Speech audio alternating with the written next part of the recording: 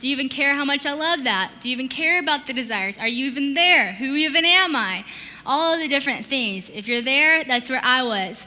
And I feel like Peter, in some ways, might have felt the same way in that night where he's trying to catch fish and he's doing what he knows to do, except for nothing is happening. That day on the boat, Jesus told Peter after speaking, "Put out into the deep and let down your nets for a catch." Now, I noticed something when I read that I loved, that he didn't say, "Put out your net and let's go fishing." That honestly would probably be super annoying to hear at the time. But he said, "Put out your net for a catch." Despite the fact that you didn't catch anything last night, put out your net for a catch. I love how Jesus didn't say, "Put out your net, let's, hope for fish," but he said, "Put out your net, we're going to catch fish."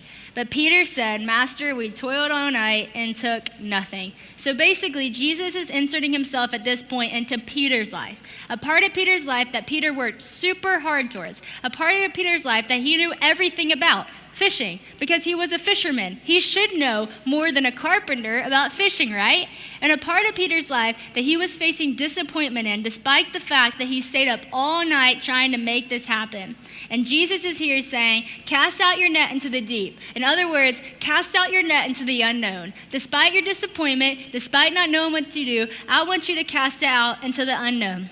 Peter could have argued back and forth with Jesus like I did, but he didn't do that. He could have said things like I did. I worked so hard for that. Do you not even care? You weren't here. This is what I do. Do you even care? Are you even with me? But no, what Peter said was so beautiful.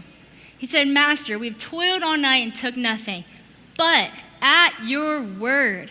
Can everybody just say, "At your word"? But at your word, I will let down my net. Full obedience, full humility. What Peter was doing right there was trusting that God knew better than he did. That God knew more than he did, even about a situation that he knew so much about. I may be a fisherman, but you are God. Some of you need to say that tonight. I may be in this major that I thought was going to be the answer, but you are God. I may be in this relationship that might have just ended, and that might seem terrible, but you are God. I might be in this situation that seems hopeless, and I don't want to put myself out there again, but you are God. I may be good at fishing. I may be good at predicting what might happen, but you tell the fish which direction they can and cannot swim. So I trust you. And when he did, they enclosed a large number of fish, so large that the nets were breaking. Peter fell down on his knees and said, "Depart from me, I am a sinful man, O Lord."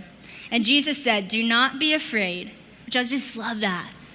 I feel like so many of us, so much fear creeps in when it comes to thinking about our future. And I think that's why I had so much crippling anxiety at the time, because I didn't know anything about what I was going to do. I didn't know who I was. I didn't know what I was going to do. And those things cause such anxiety. But right here, Jesus is saying, even though I'm about to totally change the direction of your future, don't be afraid. From now on, I'm actually going to give a purpose to the things that you're passionate about. I'm going to make you a fisher of men.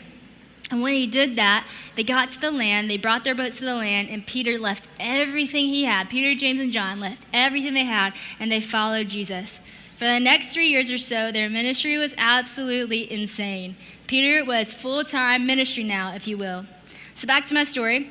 Right after I said all those big things to God, like, where are you? You don't understand me. You chose wrong. You did wrong. I ended up going to a conference with about 2,000 people there, and I was just there sitting in the audience attending because my friends invited me.